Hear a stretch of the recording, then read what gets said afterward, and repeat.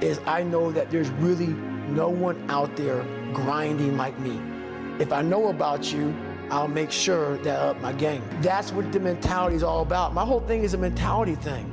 Like I told you the last time I was on the show, I viewed myself as the weakest person on the planet Earth. My goal in life was to, in my mind, believe I'm the hardest man alive. And that's why the whole thing is can't hurt me. That's what it's about. It's about whatever you think you are, you have to make that dream a reality. But that's where the hard part is. Someone's opinion of you does not have to become your reality. And he taught me 3 things. He said, if you want to become successful in life, young man, he said, number 1, you got to change your mindset. He said, you don't get in life what you want, you get in life what you are. This is when I realized that the human mind, once everything gets connected, once the mind knows you're not going to quit something, it's going to try to find more. It's going to try to give you more. Once it realizes you're not going to take the path of least resistance, you're going to stay here until it's done. My mind and my body and my spirit became one for the first time ever. For the first time ever, it became one. And I went to a level that I never thought was humanly possible for myself or anybody else. Well, if regrets are inevitable, if they're going to happen no matter what, an easy way to look at the decision is, rather than which do I want to do, which regret could I live with? My name is Kobe Bryant. I'm 17 years old. I wasn't invited to parties or friendly gatherings on the weekend. So on Fridays and Saturdays, I would go to my rec room with my basketball and basically dribble myself to sleep. And I think that was the best thing that could have ever happened to me, because during those lonely hours in the rec room, I discovered the hunger, the motivation, and the desire to be the best possible basketball player that I could be. When your mind knows it's not going to quit, your body will adapt to whatever is in front of it. I ended up running 20 more miles. I did 101 miles in 19 hours and 6 minutes. And that one day changed, 19 hours. It wasn't SEAL training, it wasn't Ranger School, it wasn't Delta Force, it wasn't any of that crap I went through. It was this 19 hours and 6 minutes that forever changed my life, to know that we as human beings are capable of anything. And we don't need any special kind of parents or tools to get there. So I end you with this. Don't stop when you're tired, stop when you're done. Thank you very much. Never, ever give up. Don't give up. Don't allow it to happen. If there's a concrete wall in front of you, go through it, go over it, go around it, but get to the other side of that wall. And how you get to that point in life, what I figured out, it's so noisy right now. This world is so noisy. We all walk around with these phones, computers. The world is so fast. We're not able to think. The most powerful weapon in the world, we walk around with it. It's our mind, it's our brain. You have to be able to go into a very dark place in your mind and figure who you are. Go back to what you want to do, what's your purpose. We can't figure our purpose out, or why we're here, or why we're even born, or whatever, because it's so loud in our mind. We don't have any quiet time with ourselves to sit back and say, what do I really want?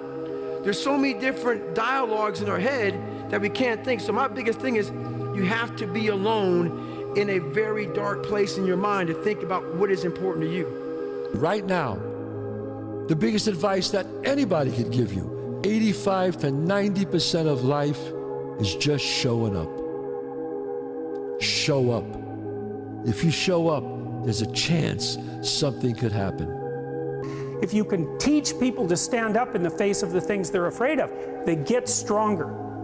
And you don't know what the upper limits to that are, because you might ask yourself, like, if for 10 years, if you didn't avoid doing what you knew you needed to do, by your own definitions, right, within the value structure that you've created, to the degree that you've done that, what would you be like? Well, you know, there are remarkable people who come into the world from time to time, and there are people who do find out over decades-long periods what they could be like if they were who they were, if they spoke their being forward.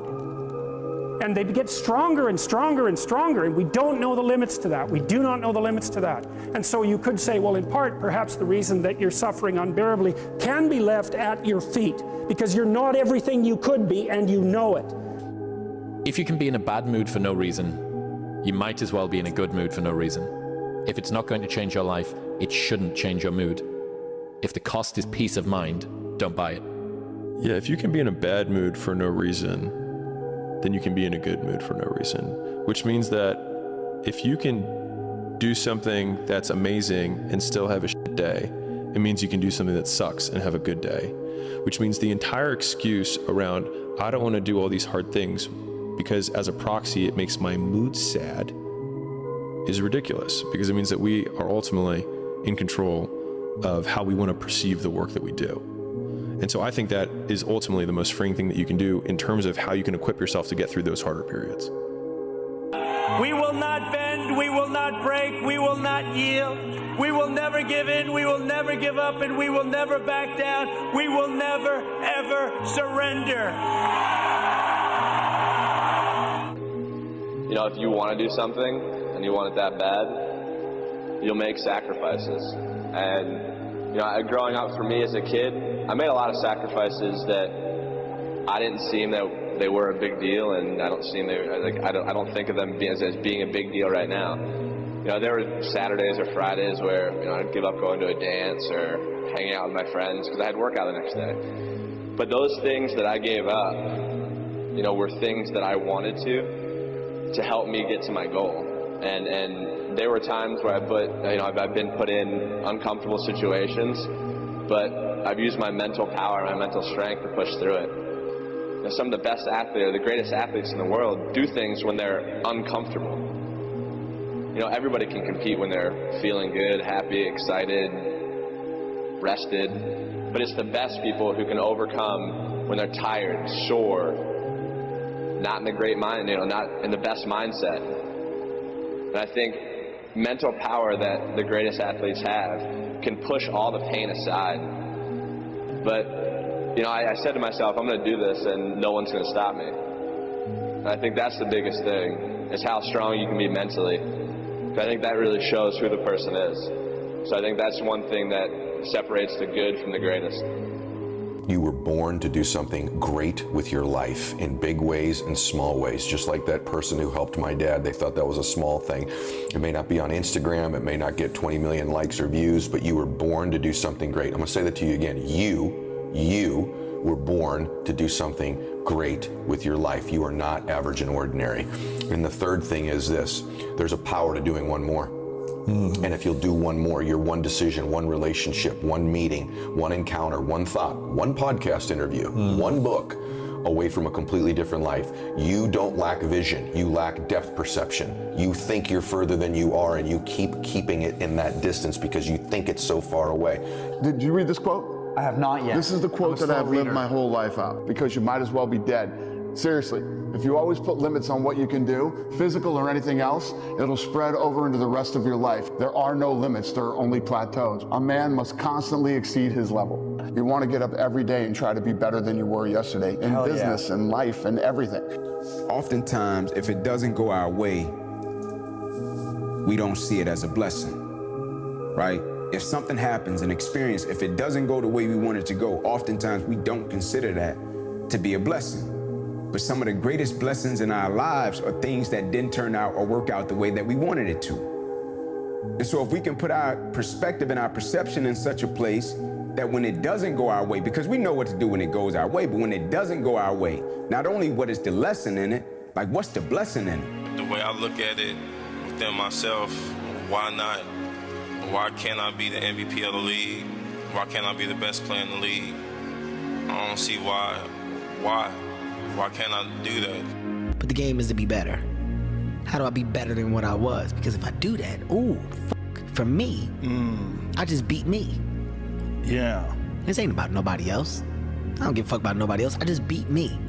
If I can keep beating myself, if I can keep doing that, then that means that I'm in a battle with the only person that fucking makes sense. I'm in a battle with the only person that I really want to beat, and that's me. You visualize where you want to be and what you want to accomplish, and you kind of get lost in the process of day-to-day, grinding it out and working, pulling on ours if you have to. It's just about not losing vision and not losing sight of what you're trying to accomplish, no matter what hurdles you have to go through. So I think that kind of relates to whatever you're doing, whatever major you've chosen or what you're interested in. So for me in basketball, and it's about visualizing, whether you write it down, put it on the wall, do something, what your goals are, and get lost in the process of day-to-day grind, day-to-day getting better every single day. Asking questions, aligning yourself with people that have been through it before, that are experienced, and leaning on that advice, and just trying to outwork the next person, and that's the biggest thing. Great, and that's one of the principles. Don't complain. Don't murmur. Don't talk negative. That's average people talk normal. Average people talk problem. The greats talk solutions. Average people use their time to whine and complain. Average people say it's their boss' fault, it's their mother's fault, it's their average people. I used to be average. I used to say, when is my daddy coming to get me? When is my biological father gonna come in my life? And when I would talk like that, I ended up getting kicked out of school. And while I talk like that, I ended up being homeless. And while I talk like that, I was broke. And then one day I woke up and said, Eric, nobody's coming to save you. The truth is, whatever game you play in life, sometimes you're going to lose. A point, a match, a season, a job. It's a roller coaster with many ups and downs. And it's natural when you're down to doubt yourself and to feel sorry for yourself. You want to become a master at overcoming hard moments. That is, to me, the sign of a champion. The best in the world are not the best because they win every point. It's because they know they'll lose again and again and have learned how to deal with it. You accept it, cry it out if you need to, and then force a smile.